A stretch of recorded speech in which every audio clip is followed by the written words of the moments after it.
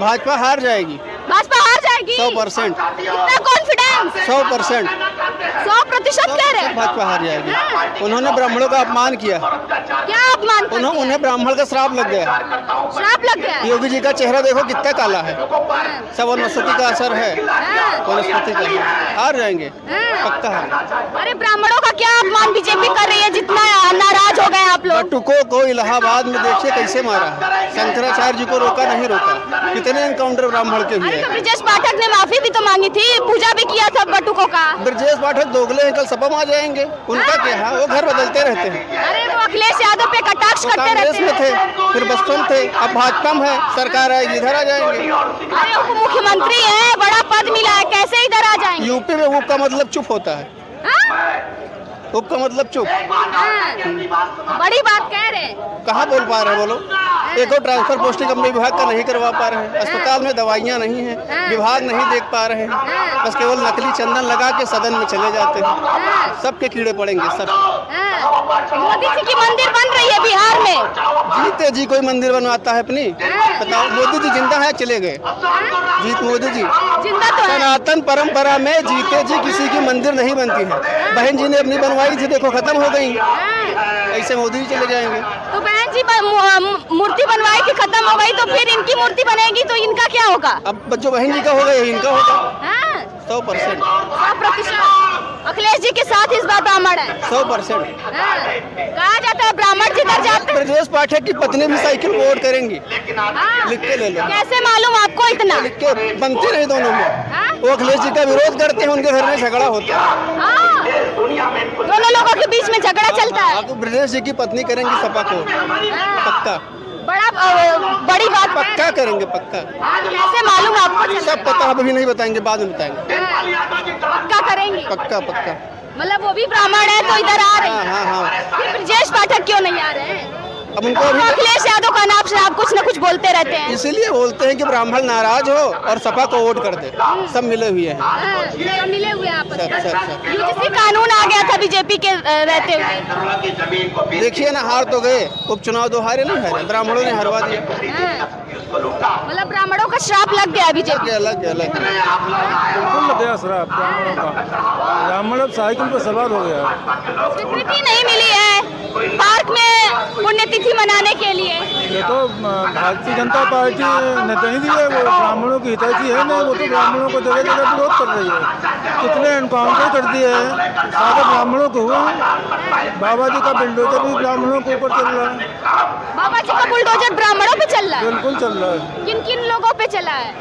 देखिए, जितने भी इस उत्तर प्रदेश में ताकतवर ब्राह्मण थे, उनको सबके ब्राह्मण को बाबा के बुलडोजर चल चुका है। भरत तिवारी का भी एनकाउंटर हो गया। देख लीजिए, हाँ, वो भी एक ताकतवर ब्राह्मण था, इसलिए उसका भी कर दिया गया। क्या कहें? 20 से ज्यादा एनकाउंटर योगी सरकार में ब्राह्मणों के हुए। आज समूचा उत्तर प्रदेश का ब्राह्मण अपने आप को ठगा और अपमानित महसूस कर रहा है।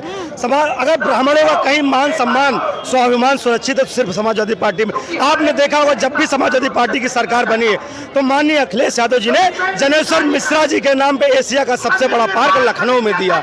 आज हम लोग अनुमति कार्यक्रम करने के लिए अनुमति मांगने गए तो राज्य की आताताई सरकार ने हम लोगों को अनुमति नहीं दी गई। आपने देखा होगा, जब प्रयागराज के संगम में शंकराचार्य के पटकों के जो सिखाए पकड़ के अपमानित किया, दुनिया के देश और दुनिया के लोगों ने देखा। ब्राह्मण समाज कभी इनको माफ नहीं करेगा योगी जी को।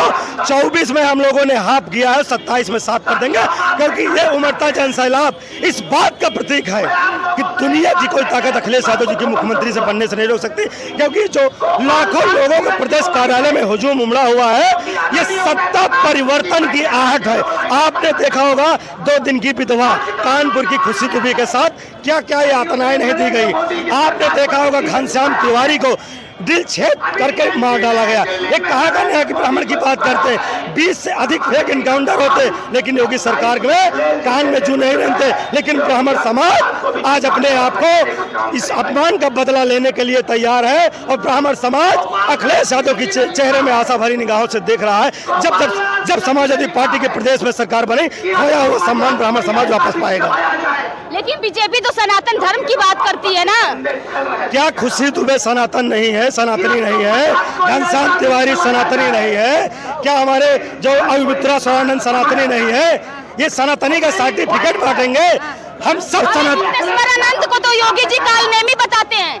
कालनेमी बताते ही वही इनके योगी सरकार के ताबूत में आखिरी कील ठोकने का काम करेंगे। योगी जी सबसे सनातनी होने की बात करते हैं, लेकिन जब हाथरस की बेटी को रात में जला दिया जाता है तो कहाँ सनातन इनका चला जाता है? वो भी तो हिंदू थी।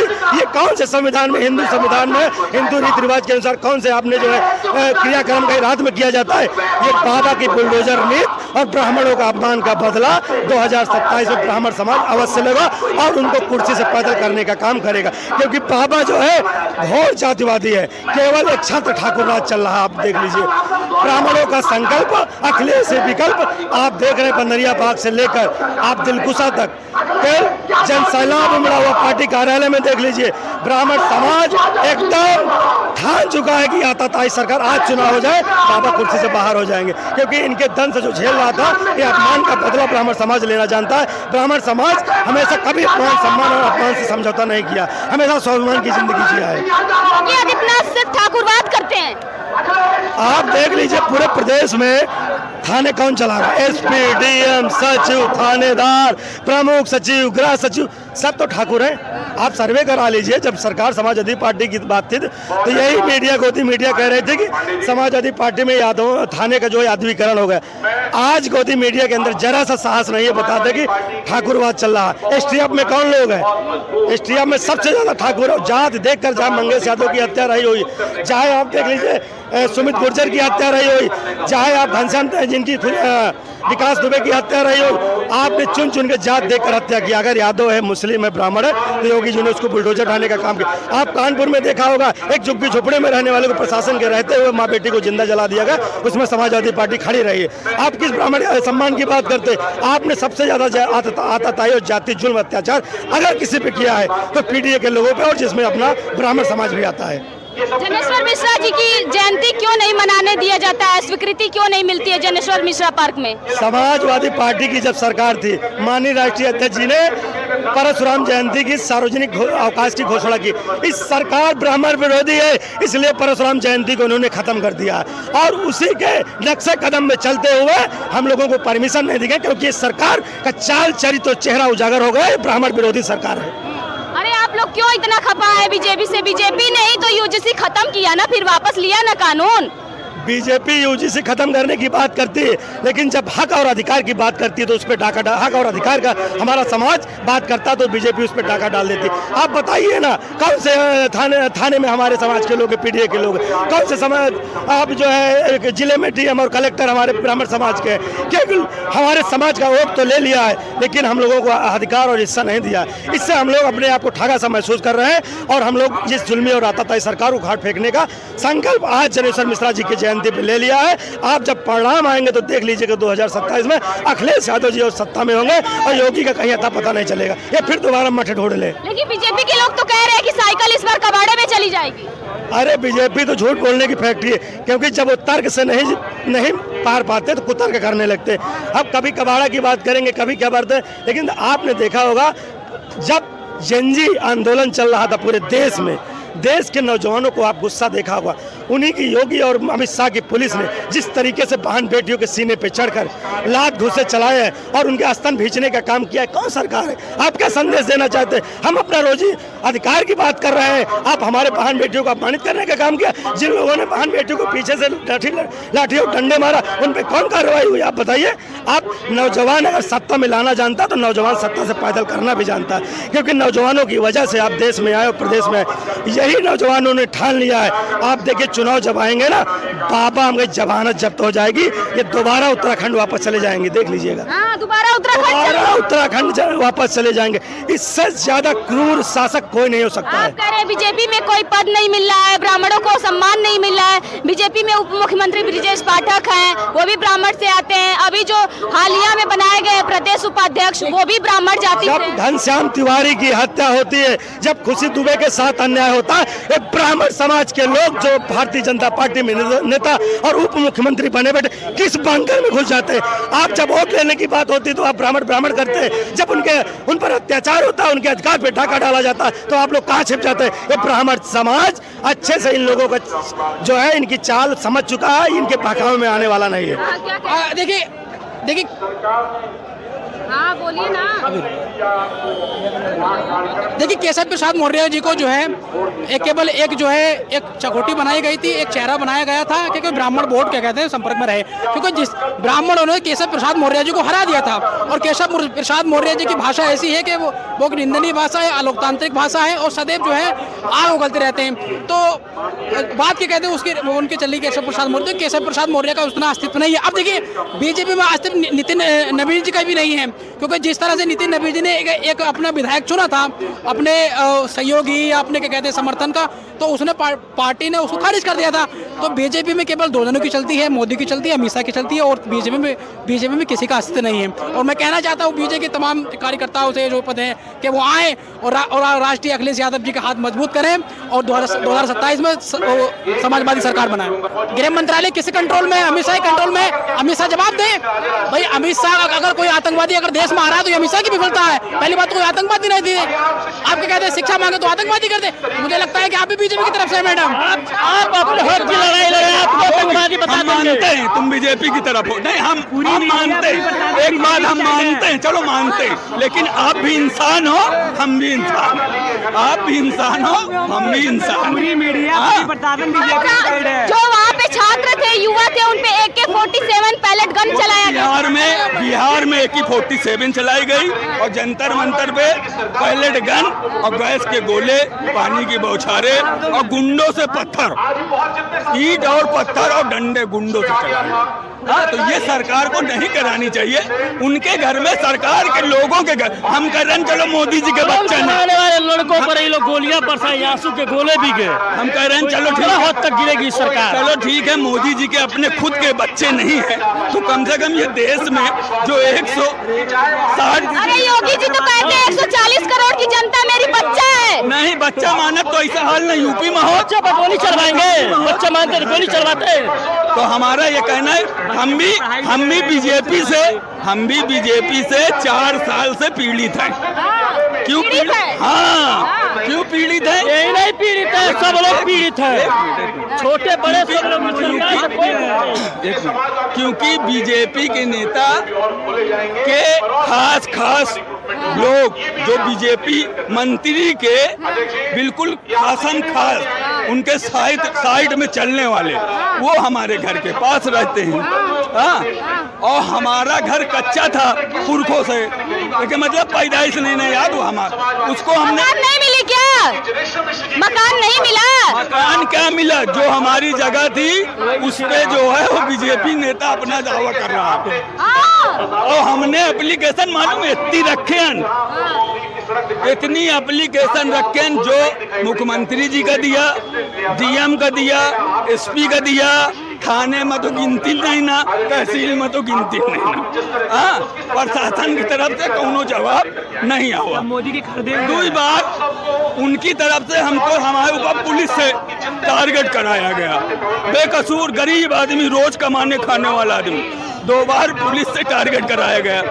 तो हमारे बच्चों ने कहा पापा देखो उनके ऊपर गुंडा एड का मुकाबला 302, 307 पूरे हर तरह से वो मुलजिम हैं जो बीजेपी के नेता हैं, लेकिन प्रशासन उनके खिलाफ कुछ नहीं कर सकता। बीजेपी तो सबका साथ सबका विकास की बात करती है। बीजेपी में जो गया उसका विकास, हाँ, बीजेपी में जो गया सुनिए ना, कह रहे आप भी बीजेपी में चले जाइए, आपका विकास हो जाएगा, गरीब से अमीर बन जाएंगे। हमका उस ऊपर वाले का मुंह दिखाएगा है, कुछ लेके नहीं न जाएगा, खाली हाथ आए खाली हाथ जाएगा। हमका उस ऊपर वाले के वहाँ हिसाब देना, अभी यहीं से खुट्टारा नहीं है। नीचे जाने के बाद वहाँ पूछा क्या करके आए हो, क्या लेके आए हो, तुमको किस लिए भेजा था, तुमको को किस लिए भेजा था? तो दौलत नहीं चाहिए हमें, लोगों का प्यार मोहब्बत और सुकून शांति और ऊपर वाले की बस जो कमा खा रहे हैं वही कृपा चाहिए। ये महाराज आप लोग इतना नाराज है, सारी जनता कह रही है नाराज है बीजेपी से, तो बीजेपी जीत कैसे रही है? हर राज्य में बिहार में हार गई। अरे भैया परिवर्तन होने जा रहा है, आपको बता दें। जीत रही माँ, आप बहुत अच्छा सवाल किए। पूरा सिस्टम उनके हाथ में है, पूरा सिस्टम। ईवीएम हटा दे, ईवीएम हटा दे और बीजेपी जीत के एक जिला पूरा दिखा दे तो हम जान लें कि ईमानदारी से बीजेपी जीत रही है। समझो, बीजेपी ईवीएम हटा दे और बैलेट पेपर से जैसे 14 के पहले। आप लोग बार बार ईवीएम को दोष देते हैं, बताइए बिहार में जो जीत हुई है बांकीपुर में, उसमें भी तो बीजेपी का नेता नहीं जीता। ईवीएम मालूम है क्या करा थी? 25 से 30 हजार वोट काली माइनस कर पाओ। ईवीएम को दोष दे रहे हैं बांकीपुर में। ईवीएम की गलती नहीं है, अब ईवीएम में कुछ नहीं कर पाएंगे। और इनका मेन मकसद है हिंदू को भटकाना, गौमांस बेचना, चंदा चोरी करना, ब्राह्मणों की हत्या कराना। इनका सर्वनाश होने जा रहा है 27 में। योगी जी तो कहते हैं गौ माता का मान। योगी जी सबसे बड़ा ढोंगी है, योगी जी गौ हत्यारा है, योगी जी ब्राह्मणों का द्रोही है, योगी जी ब्राह्मणों का हत्यारा है, योगी जी गुंडा है, गुंडा। योगी जी को गुंडा बता रहे हैं। हाँ। मोदी जी का अब शपथ आखिरी हो गया, अब योगी जी का समय खत्म भाई अब नहीं आने वाले। 27 में हमारे बड़े भैया राजनेता श्री अखिलेश यादव जी आ रहे हैं। अखिलेश यादव जिंदाबाद। 10 दिन के अंदर मोदी कुर्सी छोड़ देंगे। 10 दिन के अंदर वाला अनिरुद्ध यादव हो गए, शपथ लेने जा रहे हैं। इंदिरा की जोड़ का नेता है हमारे नाम। तो कहने का मतलब मोदी जी नहीं चला पाएंगे। मीडिया दे रहा है कि कोई माई का लाल चलाने वाला नहीं है। बलिया वाला अनिरुद्ध यादव को छोड़कर कोई पैदे नहीं है।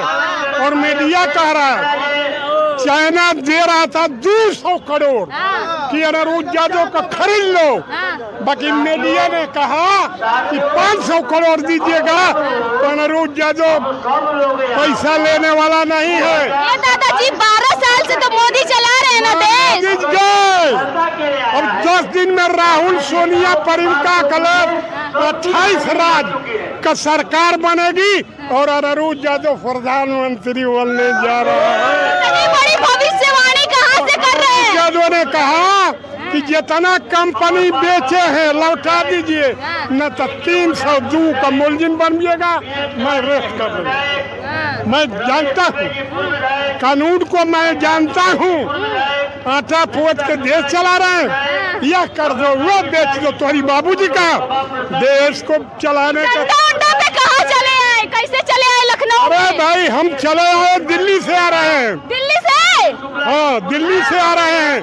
अखिलेश जी के थोड़ा काम था, कहे कि अखिलेश जी का समर्थन है, ये मुख्यमंत्री बनेंगे। हाँ, 500 सीट आ रहा है, 500। अरे 400 की सीट यहाँ पे उत्तर प्रदेश में है। 500 आ रहा है, ये बारी सबका साफ हो जाएगा। 352 403 सीटें हैं, कहाँ से 500 ला देंगे? बता तो रहे हैं 545 बार MP का जी, तब क्यों ना में 500 लाएंगे। जनता करवट हो गई और बीजेपी के लोग कह रहे हैं साइकिल कबाड़े में चली जाएगी। ये सब नहीं जानता, तो देश बेचा। 16 प्रधान हुआ, 16 प्रधानमंत्री में कौन देश बेचा? इंदिरा जी बेचा, राजू जी बेचे, जवाहरलाल नेहरू बेचे, कौन बेचा बताओ? अनिरुद्ध यादव इंदिरा जी की संगे रहे, 20 बारी चलाए, 352 कोयलरी लिए, 365 कारखाना लिए, रेल लिए, बैंक लिए, स्कूल लिए, सब तो हम लिए। और मेरी सरकार बनने जा रही है। बीजेपी कहाँ से देश में चली है? बीजेपी अब नहीं आएगी, खत्म, ये गिरेगी, खत्म। बीजेपी का सत्तरिया पार हो जाएगा, दिखेंगे नहीं, नहीं देगा। नहीं दिखेंगे।